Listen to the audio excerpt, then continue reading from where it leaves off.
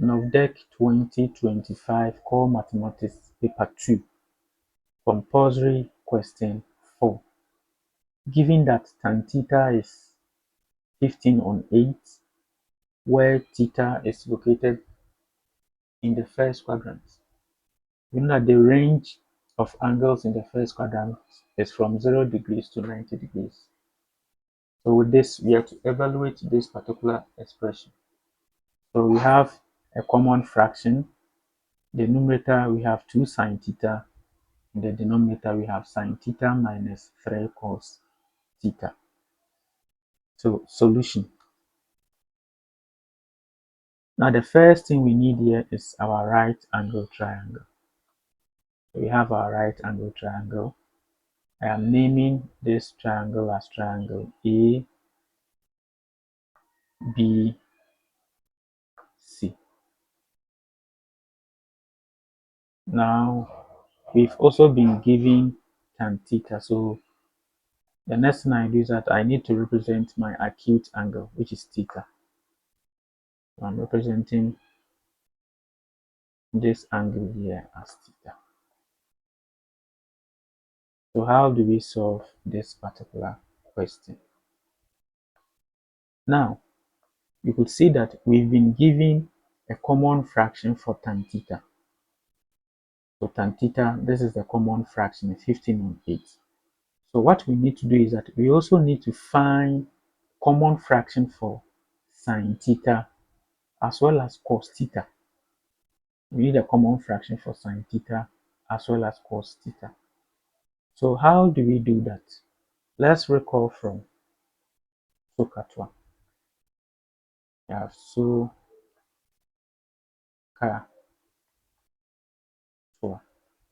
So because we know the common fraction for tan theta, we are going to focus on TOA. We know that TOA says that the tan of the acute angle, in this case theta, is equal to the length of the opposite divided by the length of the adjacent. We know this. So from the right angle triangle, we need to identify the sides of the right angle triangle. Now, we know that the side facing the acute angle is always the opposite. So this side here is our opposite. The side facing the 90 degrees angle is the longest side, and the longest side is the hypotenuse. So automatically the other side becomes the adjacent. So since tan theta is giving us 15 on 8, it means that 15 is the opposite and then 8 is the adjacent. So let's substitute the numbers. So we have the opposite as 15. So line AB here is 15, and then the adjacent line BC is 8. So with this information, let's find the length of the other side, that is line AC, the longest side. Now recall from the Pythagoras theorem. What does the theorem say? So from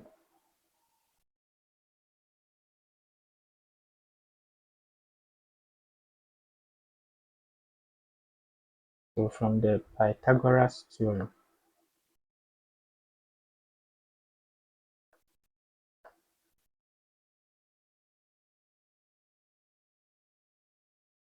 we know that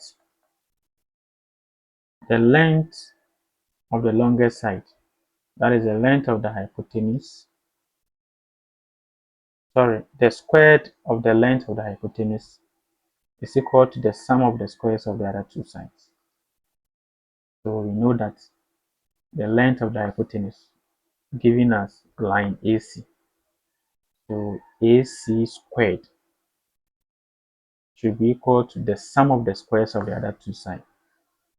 So we have the length of the opposite line AB squared plus the length of the adjacent line BC squared. So let's do our substitution. Line AC, that is the hypotenuse, we don't know. But for the length of the opposite, which is line AB, we have 15, so 15 squared plus BC, the adjacent, 8 squared. So AC squared is equal to, what is 15 squared?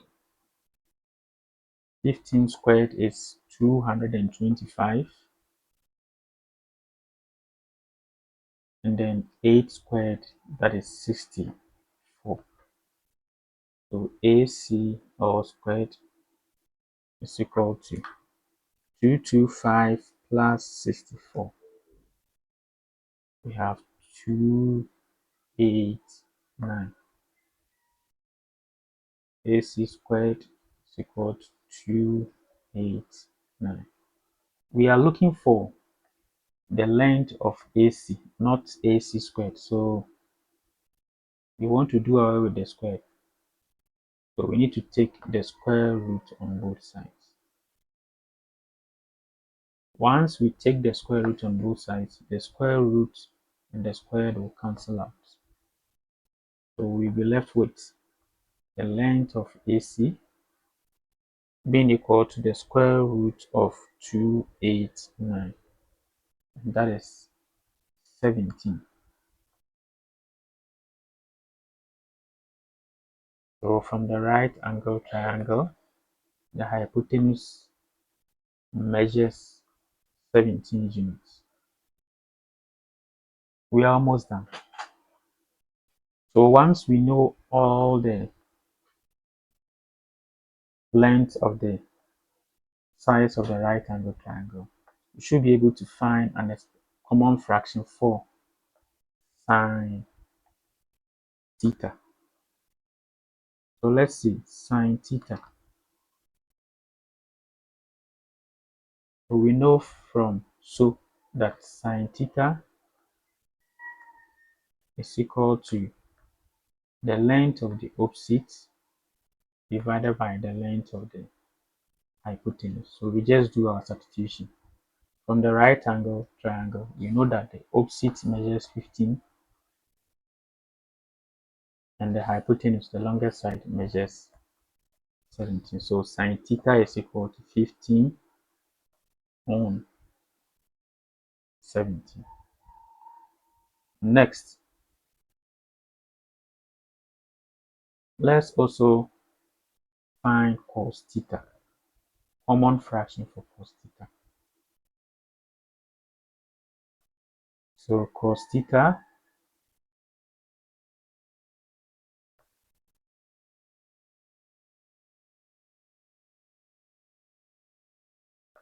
that is from K.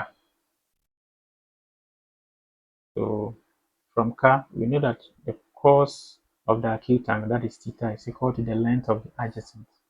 So the adjacent, okay, so the length of the adjacent divided by the length of the hypotenuse. From the right angle triangle, the adjacent measures 8 and the hypotenuse, the longest side, measures 17. So cos theta is 8 on 17. We are almost done. So now let's evaluate the given expression. So we have 2 sine theta as the numerator, all divided by sine theta minus 3 cos theta. So let's begin with the substitution. We have 2 multiplying sine theta. So what is the common fraction for sine theta? So sine theta, we had 15 on 17. So 15 on 17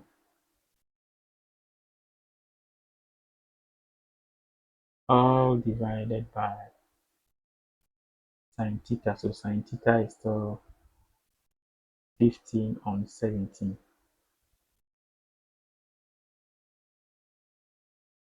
minus 3 cos theta. So what is the common fraction for cos theta? That is 8 on 17.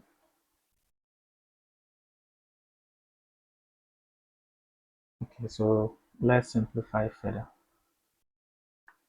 2 multiplying 15 on 17. We know that 2 times 15, that is 30. So we have 30 on 17 for the numerator. And the denominator, we have 15 on 17 minus 3 times 8, 24. So 24 on 17. So we have 30 on 17 for the numerator, all divided by the denominators are the same. So let's focus on the numerator. 15 minus 24 minus 9. So minus 9 on 17. So this can be written as 30 on 17 divided by minus 9 on 17. So this has been transformed into this. How do we simplify this? So we have 30 on 17. We change the division sign to multiplication, and then we find the reciprocal of this common fraction. That is 17 on minus 9. So what do you see? You see that 17 will cancel out, leaving 30 on minus 9. So what is 30 divided by minus 9?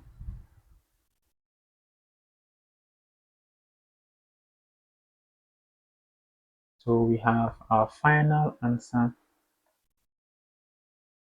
as 3 goes here, 3 goes here, 10. So we have our final answer as minus 10 on 3. So we can choose to leave our answer. So let me write our answer here. Our answer, we have minus 10 on 3. Or you can also choose to change this into mixed fraction. So into mixed fraction, we have minus 3 whole number 1 out of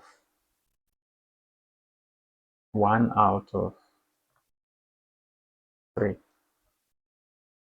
So that is for question 4.